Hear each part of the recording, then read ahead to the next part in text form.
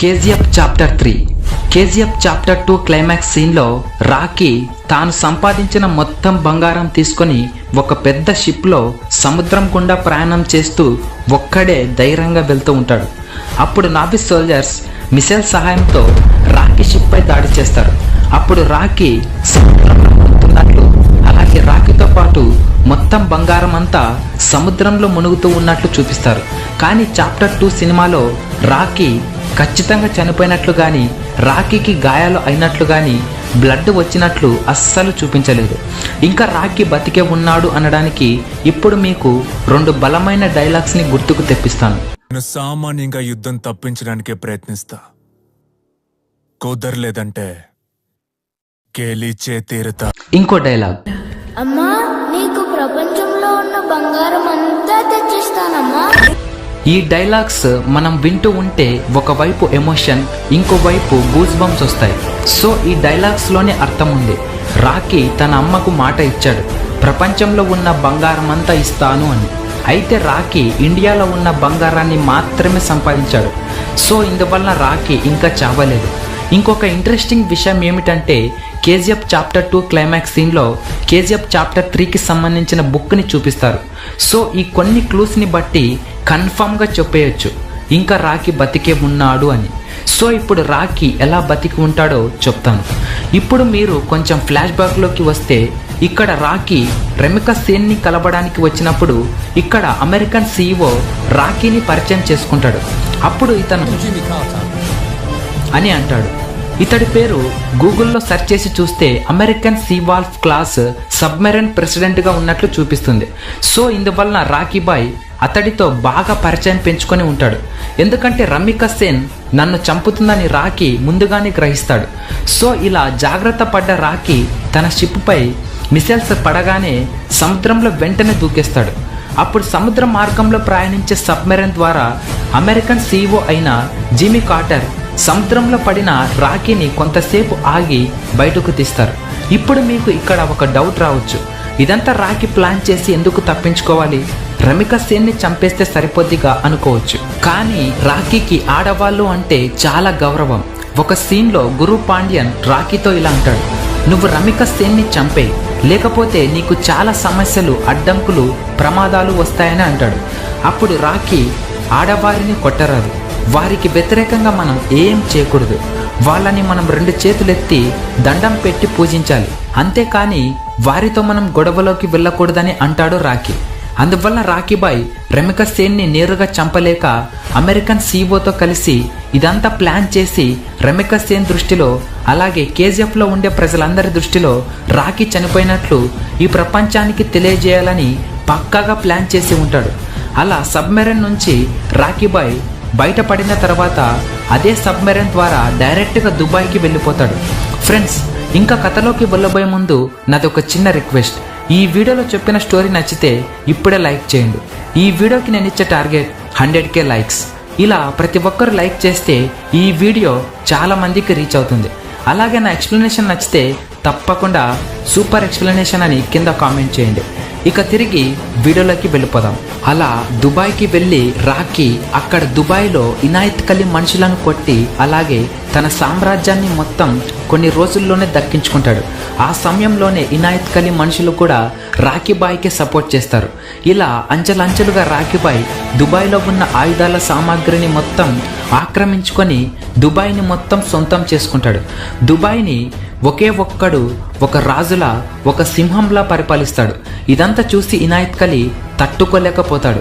అందువల్ల ఇనాయత్ కలీ రాకీ మీద కోపంతో మనుషులను దాడి చేయడానికి పంపిస్తాడు.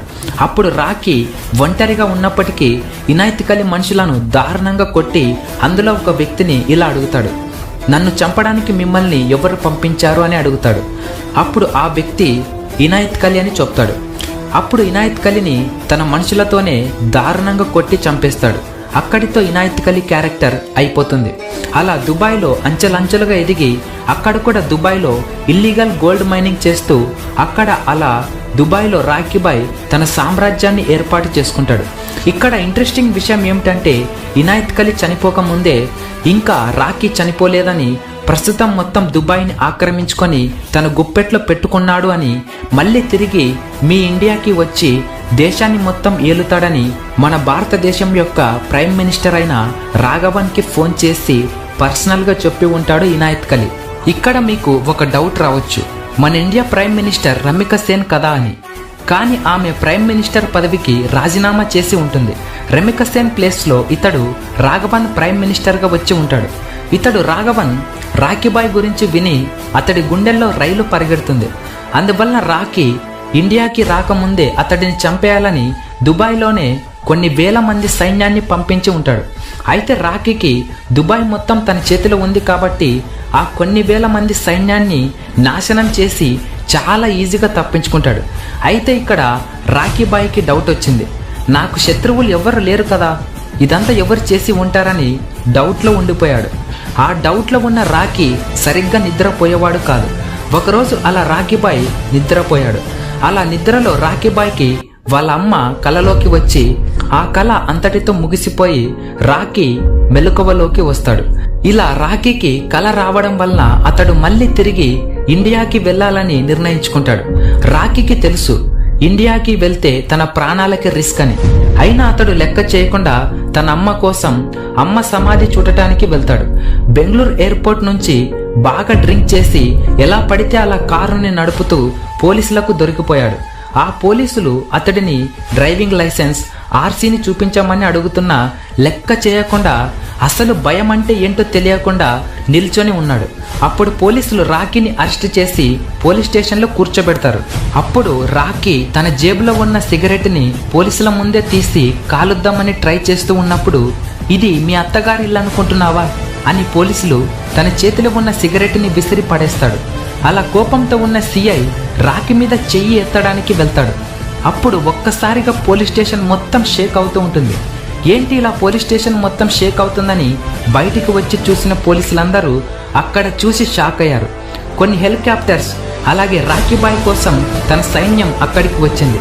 అక్కడ పోలీసులకు రాఖీబాయ్ యొక్క డ్రైవింగ్ లైసెన్స్ ఆర్సీని చూపిస్తాడు. అప్పుడు ఆ సిఐ ఆ డ్రైవింగ్ లైసెన్స్లో ఉన్న పేరుని చదువుతాడు. రాఖీ అని తెలిసిన సిఐ ఒక్కసారిగా షాక్ అయ్యి ఎక్కడో పడిపోయిన సిగరెట్ని తెచ్చి మరీ వెలిగిస్తాడు. ఇక్కడ ఇండియాలో రాఖీ ఎలా ఉంటాడో ఎవ్వరికీ తెలియదు. కానీ రాఖీ పేరు వింటేనే ఎవరి బాడీ అయినా షేక్ అవ్వాల్సిందే. ఇక్కడ మన ఇండియాలోని రాజకీయ నాయకులు, రౌడీలు, గ్యాంగ్స్టర్లు, గూండాగులు అందరూ రాఖీ చనిపోయాడని అనుకొని ఉంటారు. ఈ సీన్ చూస్తే మనకు గూస్ బంప్స్ వచ్చేస్తాయి.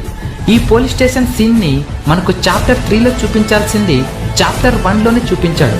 ఇలా రాఖీబాయ్ అడుగు మళ్ళీ ఇండియాలో పడిందని తెలుసుకున్న గూండాగులు, పరిపాలకులు, రాజకీయ నాయకులు తమ గుండెల్లో రైలు పరిగెత్తడం మొదలైంది. అప్పుడు రాఖీ, నేను సాధ్యమైనంత వరకు యుద్ధాన్ని తప్పించడానికి ప్రయత్నిస్తా, కుదరలేదంటే గెలిచే తీరుతా అని అంటాడు. ఈ ఒక్క డైలాగులోనే ఎంత అర్థం ఉందంటే రమిక సేన్ యుద్ధం తప్పించుకొని ఉంటాడు. అలా తప్పించుకొని దుబాయ్లో మొత్తం సామ్రాజ్యాన్ని, అలాగే దుబాయ్లో మొత్తం సైన్యాన్ని, అలాగే దుబాయ్లో ఉండే ఆయుధ సామాగ్రిని ఆక్రమించుకొని తిరిగి మళ్ళీ ఇండియాలోకి పక్కాగా ప్లాన్తో దిగుతాడు. అలా స్ట్రాంగ్గా ఉన్న రాఖీని ఎవరు ఏం చేయలేకపోతారు. మన ఇండియాలో ఉన్న పాలకులు, గూండాగులు, రాజకీయ నాయకులు రాఖీ ఎలా చెప్తే అలా వినాల్సిందే. ఇక్కడ మీకు ఒక డౌట్ రావచ్చు, రాఖీ మళ్ళీ ఇండియాకు ఎందుకు తిరిగి వచ్చాడు? దుబాయ్లోనే హాయిగా పరిపాలన చేస్తూ ఒక రాజులా ఉండవచ్చు కదా అని. కానీ రాఖీ వాళ్ళ అమ్మకి మాట ఇచ్చాడు, ప్రపంచంలో ఉన్న బంగారం అంతా ఇస్తాను అని. సో రాఖీ తన అమ్మకి మాట ఇచ్చిన ప్రకారం దుబాయ్లో సంపాదించిన బంగారం తన అమ్మ సమాధిలో పెట్టడానికి తిరిగి వస్తాడు. ఇక్కడ కేజీఎఫ్ గురించి ఇంట్రెస్టింగ్ విషయం ఏమిటంటే, కేజీఎఫ్లో మొత్తం 9 టెరిటరీస్ల గోల్డ్ మైనింగ్ ఉంది. ఆ 9 మైనింగుల్లో కేవలం 3 మైనింగుల్లో గోల్డ్ వెలికి తీశాడు. మిగతా మైనింగుల్లో గోల్డ్ వెలికి తీయడానికి రాఖీ మళ్ళీ తిరిగి కేజీఎఫ్ సామ్రాజ్యాన్ని యథావిధికి తెస్తాడు. అలా మళ్ళీ రాఖీ కేజీఎఫ్ సామ్రాజ్యాన్ని ఏలుతూ ఉంటాడు.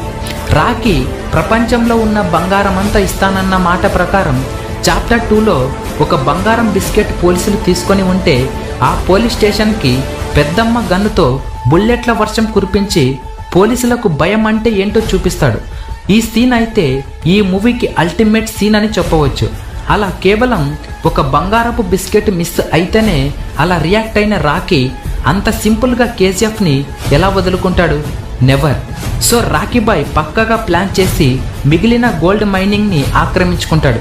రమిక సేన్ ఒక లేడీ కాబట్టి తనతో యుద్ధం చేయలేక ఇలా ప్లాన్ చేసి కేజీఎఫ్తో పాటు ఇండియాని మొత్తం ఏలుతాడు రాకీ. ఈ వీడియో ఇంతే ఫ్రెండ్స్. ఈ వీడియోలో చెప్పిన స్టోరీ అలాగే నా ఎక్స్ప్లెనేషన్ నచ్చితే నేను చెప్పిన 100K లైక్స్కి రీచ్ చేయండి. అలాగే కేజీఎఫ్ చాప్టర్ 3 తొందరగా రావాలి అనుకుంటే కేజీఎఫ్ చాప్టర్ 3 అని కింద కామెంట్ చేయండి. Thank you for watching. This is Naveen Kumar signing off.